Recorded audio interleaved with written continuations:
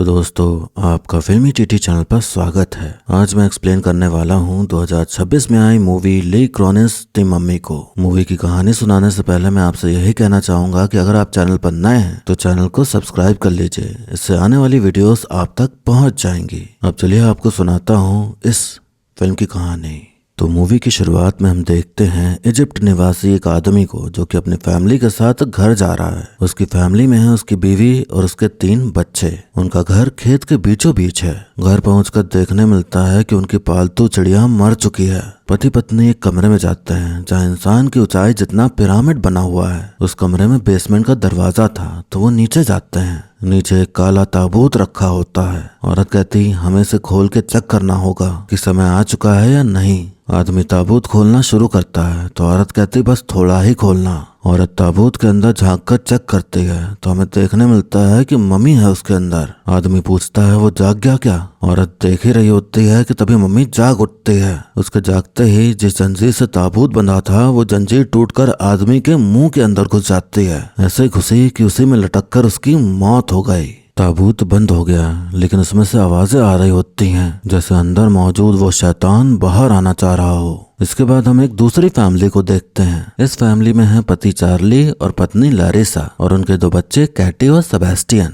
Larissa अभी पेट से है, बेटी होने वाली है उन्हें। चार्ली पेशे से इन्वेस्टिगेटिव टीवी रिपोर्टर है और लारिसा नर्स है। कैटी घर में बने गार्डन में खेलने जाती है। तभी एक औरत फेंस के बाहर से उसे पुकारती है। कैटी उससे पूछती है आज लायला क्यों नहीं आई? औरत कहती लायला आज बीमार है, मैं उसकी माँ हूँ, मेरे पास आओ, मैं तुम्हें एक जादू दिखाती हूँ। चार्ली को न्यू मैक्सिको में जॉब मिल रही है तो ये खबर वो लारिसा को बता रहा होता है फोन पे। तभी वो देखता है कि खूब सारे चॉकलेट रैपर्स रखे हुए हैं खिलौने के अंदर। ये चॉकलेट ना तो उसने कभी दी कैटी को ना ही लारिसा ने। वो चॉकलेट्स उस औरत ने दी थी कैटी को जो उससे मिलने आई है। वो कैटी को एक फल भी देती है खाने को। चार्ली के पूछने पर सेबेस्टियन बताता है कि ये चॉकलेट्स उसकी दोस्त देती है जो कि उससे गार्डन की तरफ मिलने आती है। कैटी ने जैसा ही फल अपने हाथ में लिया औरत ने मंत्र पढ़ना शुरू किया। फल से एक कीड़ा बाहर निकला और सीधा कैटी के मुंह में घुस गया। कैटी एकदम से तड़पने लगी। चार्ली गार्डन में आया तो देखा कि वो वहाँ नहीं है और जाली टूटी हुई है। उसने देखा एक औरत कैटी को लेकर भाग रही है तो वो उसके पीछे भागा।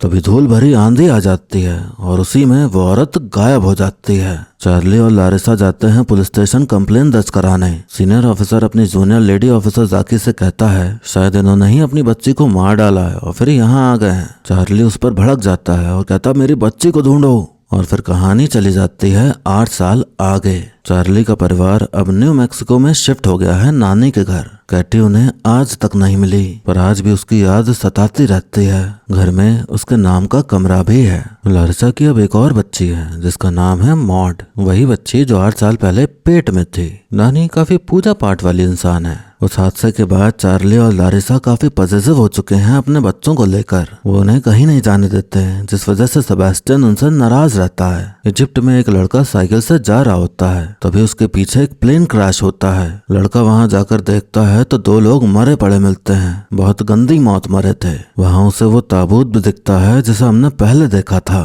जो कि प्लेन में ही था। अब 2 आर्कियोलॉजिस्ट ताबूत की जांच कर रहे होते हैं। ताबूत का एक्सरे और एमआरआई करा गया तो भी पता नहीं चल पाया कि अंदर क्या है। दोनों उसे खोलते हैं तो एक लाश लिपटी मिलती है चमड़े की पट्टियों से। पट्टियों पर एंशिएंट लैंग्वेज में कुछ लिखा हुआ था। फिर हमें हाथ दिखा लंबे लंबे नाखून वाला। जब चेहरा खुला तो पता चला कि वो तो कैटी है। दोनों को लगता है कि लड़की जिंदा नहीं है लेकिन तभी कैटी के मुंह से कीड़ा बाहर निकलता है और वो जाग उठती है। चार्ली को फोन आता है कि उसकी बेटी केटी मिल गई है, आप आ जाइए। केटी जिस हालत में मिली उसको देखते हुए उसे हॉस्पिटल में भर्ती किया गया था। डॉक्टर बताता है कि केटी की त्वचा बुरी तरह खराब हो चुकी है, शायद रोशनी न मिलने और पोषण की कमी की वजह से हुआ है। वो गहरे सदमे जैसी हालत में है इसलिए अचानक बेकाबू हो जा रही है, खुद को संभाल नहीं पा रही, अजीब सी आवाजें दोहरा रही है, दौरे भी पड़ रहे हैं उसे। आपको सब्र और प्यार से पेश आना होगा, अचानक हिलना मत और ना ही ज्यादा शोर करना।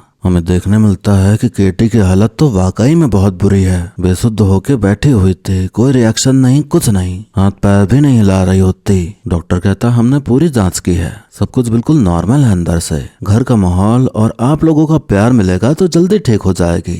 फिर दोनों से मिलती है ऑफिसर जाकी, जो कि अब सीनियर पोस्ट पे आ चुकी है। वो बताती है कि वो हमें ज्वालामुखी के पत्थर से बने ताबूत में मिली, करीब 2 से 3 हजार साल पुराना है। अंग्रेजी में इस ताबूत को बेसाल सार्कोफेगस कहते हैं। इस देश में अगर कुछ भी बिना किसी के शक के दायरे में आए लेकर जाना है तो सबसे आसान तरीका है इतिहास की आड़ में ले जाना। शायद इंसानी तस्करी का मामला है ये। उस ताबूत में भर के तस्करी किया जा रहा होगा, लेकिन प्लेन क्रैश हो गया। चार्ली कहता, पिछली बार तुमने हम पर ही इल्जाम लगा दिया था कि हमने कुछ कर दिया अपनी बेटी के साथ। अब तो यकीन हो गया ना? तो ढूंढ के निकालो जिसने भी अगवा किया था मेरी बेटी को। अब ये दोनों कैटी को घर ले आते हैं। उसे व्हील चेयर पे बैठा के सीढ़ियों से खींच खींच के खट खट शोर मचाते हुए उसे उसके कमरे तक ले जाते हैं। फिर बहुत ज्यादा समझदारी का काम करते हुए चार्ली उसे गोदी में उठा के उसे बेड पे लेटाता है। लरिसा सबसे हाय हेलो करवाती है, पर वो कोई जवाब नहीं दे रही होती। तभी नानी भगवान से प्रार्थना करने लगती हैं, तो कैटी उन्हें घूरने लगती है।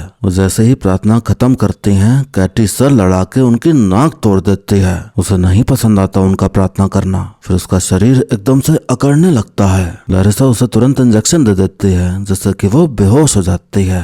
रात में मॉड और सेबेस्टियन को दीवालों के बीच में से किसी के होने की आवाज सुनाई देती है। चार्ली बेसमेंट में कैटी की मेडिकल फाइल देख रहा होता है। आवाज सुनकर चार्ली और लारिसा बच्चों के कमरे में आ जाते हैं। इस घर की दीवारें ऐसी थीं जैसे सुरंग हो। चार्ली और लारिसा दोनों दीवार के अंदर घुसते हैं तो देखने मिलता है कि कैटी उसी के अंदर है और उनसे भाग रही है। फिर दोनों को देखने मिला कि वो बिच्छू खा रही है, टेस्ट ले लेके। दोनों मिलके फिर उसे उल्टी करवाते हैं तो वो बहुत गंदी उल्टी करती है, एकदम हरी हरी। सेबेस्टियन ये देख एकदम घिना जाता है। अगली सुबह जब चार्ली बच्चों को स्कूल के लिए ले जा रहा होता है तो देखता है कायोटीज उसका रास्ता रोक कर खड़े हैं। काफी देर तक हॉर्न बजाने के बाद वो सामने से हट जाते हैं। नानी और लारिसा कैटी की साफ सफाई कर रहे होते हैं। बड़े बड़े नाखून देख लारिसा उन्हें काटने लगती है। चार्ली देखता है कि कैटी ने जो उल्टी की थी वो बदबू मार रही है। उसकी उल्टी एसिड के जैसे काम कर रही थी। फ्लोरिंग सड़ गई थी उसकी वजह से। बाकी नाखून तो कट गए, पर अंगूठे का नाखून नहीं कट रहा होता। लारिसा जोर लगाकर काटने की कोशिश करती है तो नाखून के साथ साथ घुटने तक की पूरी खाल ही निकल आती है। फिर कैटी जाती है किचन में और बारबेक्यू स्टिक लेके घाव को और कुरेदने लगती है। चार्ली उसको ऐसा करता देख एकदम डर जाता है। जब वो शांत हुई तो लारिसा उसके पैर की मलहम पट्टी कर देती है। चार्ली कहता है, हमें इसके रहने के लिए दूसरी जगह ढूंढनी होगी, थोड़े दिन के लिए ही सही। लारिसा कहती, तो क्या मैं अपनी बेटी का अपने ही घर पर ख्याल नहीं रख सकती क्या? ये कहीं नहीं जाएगी, ये यहीं पर सुरक्षित रहेगी। चार्ली कहता, हमें जानना तो पड़ेगा ही ना कि उसके साथ क्या हुआ था। बिना जाने हम कैसे ठीक कर पाएंगे उसे? लारिसा कहती, मैं ठीक कर सकती हूँ। बजाय उसका ख्याल रखने के तुम खोजबीन करके सनसनीखेज खबर बनाना चाहते हो, इसलिए तुम सब जानने में पड़े हो। चार्ली कहता, मैं जानता हूँ जो 8 साल पहले हुआ था तुम मुझे ही जिम्मेदार मानती हो उसका, लेकिन तुम्हें भी तो नहीं पता था कि उसका कोई दोस्त बन गया है जो उसे चॉकलेट देता है। लारिसा कैटी से बात करने की कोशिश कर रही होती है, पर वो कुछ नहीं कह रही होती। लारिसा चिल्ला देती है उस पर कि कुछ तो बोलो। कैटी उस पर थूक देती है। जो खाल निकली थी कैटी की, चार्ली नोटिस करता है कि उसमें तो कुछ लिखा हुआ है। उस खाल में से उसने कई सारी परत निकाली और हर परत में एंशियंट भाषा में कुछ लिखा हुआ था, सेम वैसा ही जैसे ताबूत खोलने पे चमड़े की पट्टियों पर लिखा मिला था। चार्ली एक आर्कियोलॉजिस्ट प्रोफेसर बिक्सलर से मिलता है और उसे खाल की फोटोज दिखाता है। उसे जानना था कि उनमें क्या लिखा हुआ है। प्रोफेसर कहता है, ये प्राचीन इजिप्ट की सबसे पहले कर्सिव राइटिंग में लिखा है। जीसस के आने से 3000 साल पहले की है ये लिपि। मुझे समय दो, मैं ट्रांसलेट करके बताता हूँ। चार्ली कैटी के पास बैठा होता है। कैटी दांत से कट कट की आवाज कर रही होती है। चार्ली नोटिस करता है कि उसके कट कट करने में एक पैटर्न है। उसे समझ आता है कि मोर्स कोड के जरिए कैटी कुछ कहना चाह रही है। कैटी के स्कूल में स्काउट गाइड जैसी ट्रेनिंग होती थी तो उसमें पढ़ाया गया था उसे मोर्स कोड। कोड क्रैक करने पे चार्ली को पता चलता है कि वो लाला नाम पुकार रही है। चार्ली ये बात जाकी को बताता है ताकि वो ढूंढ सके कि लाला कौन है। जाकी कहती, देखो क्या पता तुम्हारे जानने में ही कोई लाला नाम की लड़की हो या कैटी के लापता होने के बाद इस नाम का कोई तुमसे संपर्क करना चाहा हो। चार्ली एक बक्सा खोलता है जिसमें खूब सारे लेटर्स रखे हुए थे। वो सभी लेटर्स दुख व्यक्त करने के लिए भेजे थे लोगों ने। जब कैटी गायब हुई थी तब चार्ली एक एक करके उन लेटर्स को पढ़ना शुरू करता है। रात का वक्त था। मौत सुसु करने बाथरूम जाती है। वो कैटी के कमरे से गुजर ही रही थी कि तभी उसे अंदर से कैटी के गाना गाने की आवाज सुनाई देती है। कैटी उसे अपने पास बुलाती है। मॉड कमरे के पास जाती है तो कैटी उसे अंदर से ही कंट्रोल कर लेती है। मंत्र का जाप करते हुए उसे हवा में उड़ाने लगती है और फिर उसे वो अपने वश में कर लेती है। चार्ली लेटर पढ़ने में लगा हुआ था। उसे एक लेटर मिलता है। लेटर में बनी हुई थी उसी चॉकलेट की पेंटिंग और अंदर नाम लिखा हुआ था लायला खलील। चार्ली ने जाकी को बताया तो वो मैप में उस जगह को देखती है जहाँ से लेटर भेजा गया है। उसे रेगिस्तान के बीचों बीच फलों का खेत दिखाई पड़ता है। उसी फल का खेत जिस फल को देके औरत ने कैटी को अगवा किया था। प्रोफेसर बिक्सलर बताते हैं कि ये लिपि मजहबी मकसदों के लिए इस्तेमाल होती थी। इन सभी पट्टियों पर जो लिखा है उसमें एक शब्द कॉमन है, नासमरेनियन। प्रोफेसर एक रिकॉर्डिंग सुनाते हैं जो कि प्राचीन इजिप्ट में शैतानों के इतिहास पर हुए अंतर्राष्ट्रीय सम्मेलन की थी। रिकॉर्डिंग में आदमी बताता है प्राचीन शिलालेखाओं में एक ऐसी अंधेरी शक्ति का वर्णन मिलता है जिससे उस समय भी लोग डरते थे जब डर को बयां करने के लिए शब्द तक नहीं थे। नासमरेनियन जिंदा लोगों की दुनिया में साय की तरह घूमता था। उसे मजा आता था बाप बेटे को लड़ाने में और माओ को अपने ही बच्चों को दफनाने पर मजबूर करने में। वो परिवारों को बर्बाद करने के लिए जाना जाता था। रूह की किसी बीमारी की तरह वो एक इंसान से दूसरे इंसान तक फैलता था, कभी कान में फुसफुसाहट बनकर, कभी शक का एक छोटा सा बीज बोकर उन दिलों में नफरत पैदा करता था जहां प्यार बसता है। कई घर या पूरे के पूरे गांव तबाह हो जाते थे पर किसी को वजह समझ ही नहीं आती थी। वो अपने दौर का सबसे खूंखार शैतान था। लेकिन फिर 2000 BC आते आते उसका असर घटने लगा। ना कोई किस्सा, ना कोई कहानी, बस एक अफवाह कि नासमरेनियन को किसी प्राचीन रस्म से बांध दिया गया है या फिर उसका वजूद ही किसी तरह मिट गया है। प्रोफेसर बताते हैं कि ये टुकड़े आपको जहां भी मिले हैं ये हिफाजत के अल्फाज हैं, इस शैतान को दूर रखने के लिए। मॉड पूरी तरह कैटी के कंट्रोल में थी। कैटी भी खुद के कंट्रोल में नहीं थी। उसके अंदर शैतान नासमरेनियन का वास था।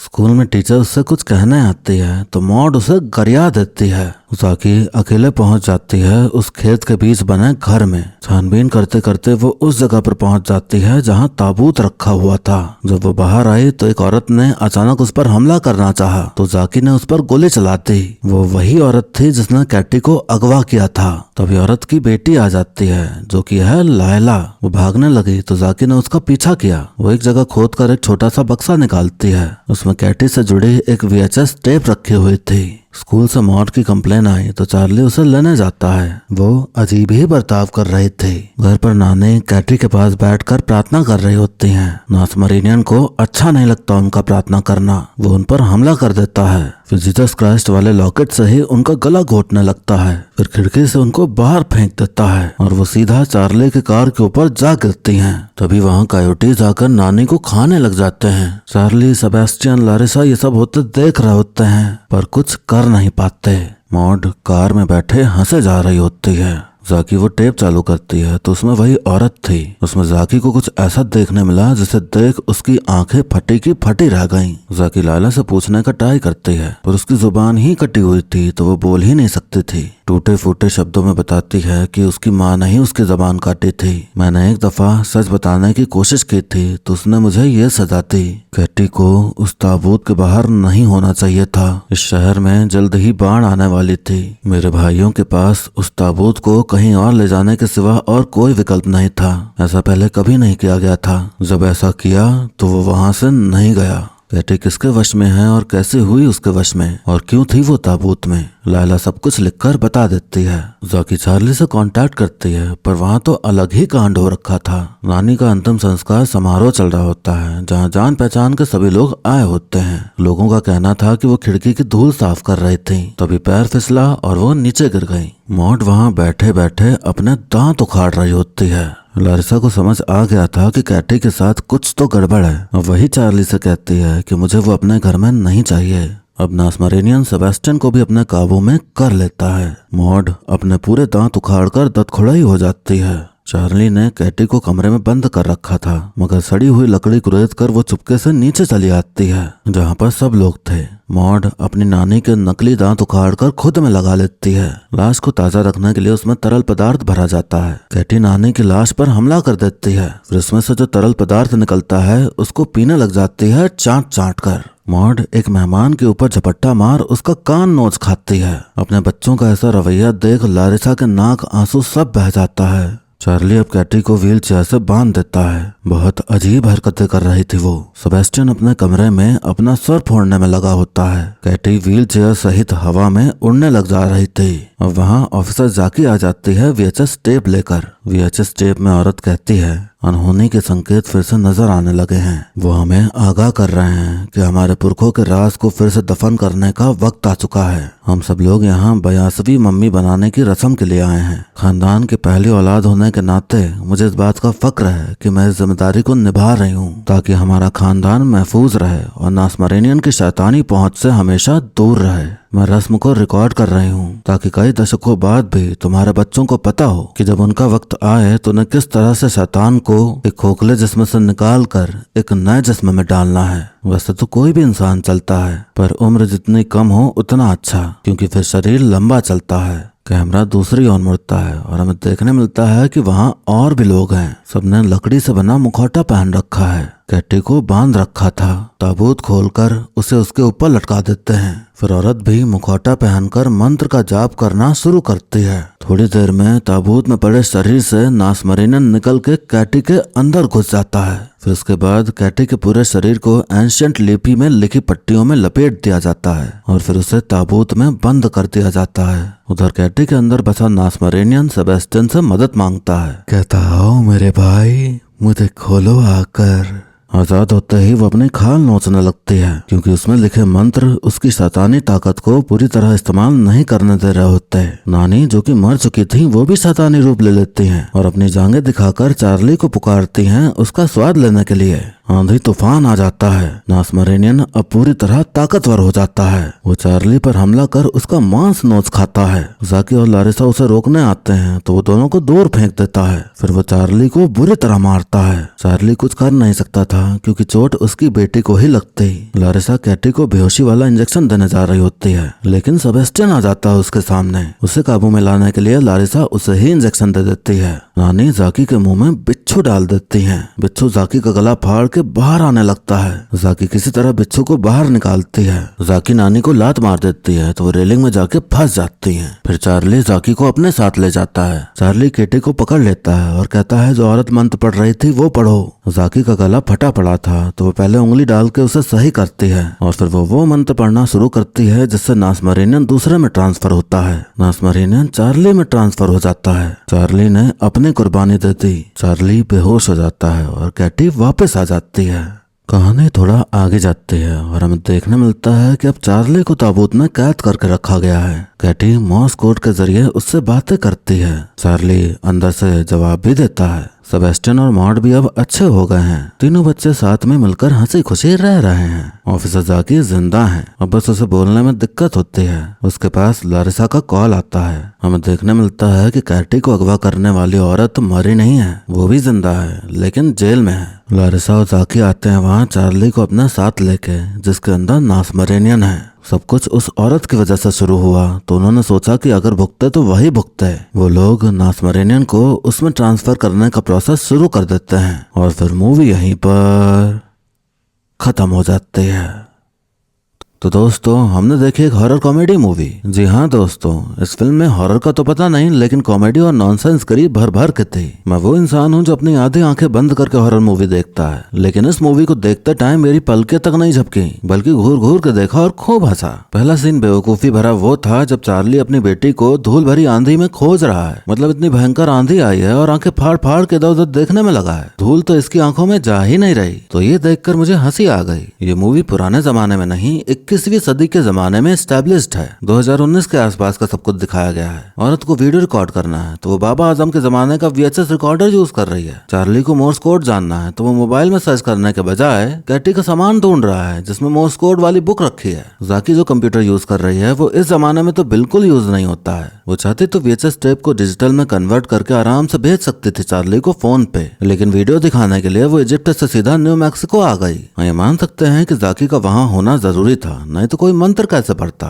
तो यही तो बेकार स्क्रिप्टिंग है, एक चीज सही दिखाने के लिए दूसरी चीज इलॉजिकल दिखाती। जाकी पुलिस ऑफिसर है, वो चाहती तो न्यू मैक्सिको के पुलिस डिपार्टमेंट से कांटेक्ट करके उन्हें उनके घर भेज सकती थी कि देख के आओ क्यों नहीं फोन उठा रहा, वो क्या हुआ है वहाँ। लेकिन स्क्रिप्ट राइटर ने सिर्फ इस बात पे फोकस किया कि जाकी वहाँ आएगी, वो मंत्र पढ़ेगी, तभी सब सही होगा। तो राइटर डायरेक्टर ने बेसिक लॉजिक्स पर ध्यान ही नहीं दिया और यहाँ पर सिर्फ जाकी ही इकलौती पुलिस ऑफिसर है जो सब इन्वेस्टिगेशन करने में लगी हुई है, और कोई पुलिस ऑफिसर है ही नहीं, और ना ही उसकी टीम में कोई है। टीम भी नहीं है उसकी, अकेले ही सब कर रही है। छानबीन करने जाती है तो अकेले जाती है, कुछ भी कर रही होती है तो अकेले ही कर रही होती है, अंधेरे में चुपचाप। तो ये इलॉजिकल लगा। बात करें चार्ली और लारिसा की तो दोनों काफी बेकार पेरेंट्स हैं। शुरू में तो लारिसा ही थी, लेकिन फिर बाद में चार्ली भी बेकार हो गया। डॉक्टर ने सलाह दी है कि ज्यादा शोर शराबा नहीं करना। फिर ये महान लोग उसको व्हील चेयर पे बैठा के उसे सीढ़ियों से ऊपर ले जा रहे हैं, खट पट भटर भटर आवाज करके। भाई पहले उसको गोदी में उठा के ऊपर ले जाओ, फिर व्हील चेयर तो बाद में आ ही सकती है ना। लेकिन नहीं, सीन डरावना कैसे बनाते।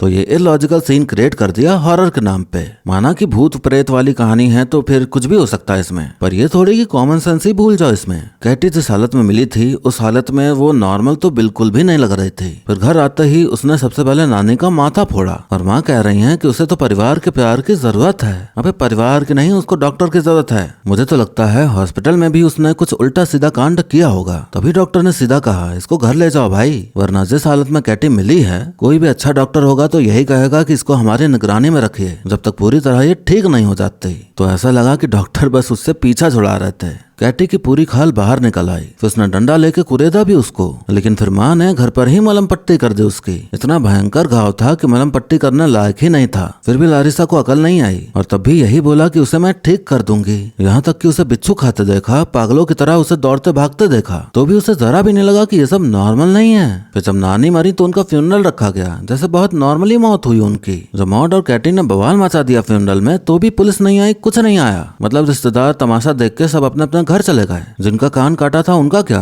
उन्होंने कोई कंप्लेन नहीं की। किसी ने सोचा नहीं कि पुलिस बुलाना चाहिए, या बच्चियां पागल हो गई हैं इनको हॉस्पिटल भेजो। तो मतलब हर कैरेक्टर एकदम डम ही दिखाया गया है। इतना सब होने के बाद भी माँ बाप का अपने बच्चों पर ध्यान ही नहीं है। सेबेस्टियन अपना सर फोड़ने में लगा है, मॉड अपना अलग ही दरवाजा खड़बड़ाने में लगी है, और कैटी के अंदर तो है ही शैतान। कैटी ने सेबेस्टियन को बुलाया खुद को छुड़ाने के लिए। नासमरेनियन के बारे में पहले बता के इतना हाइप क्रिएट किया कि वो कितना खतरनाक है, और फिर बाद में वो मदद बुला रहा है खुद को खुलवाने के लिए। तो काहे बात का शैतान है वो फिर।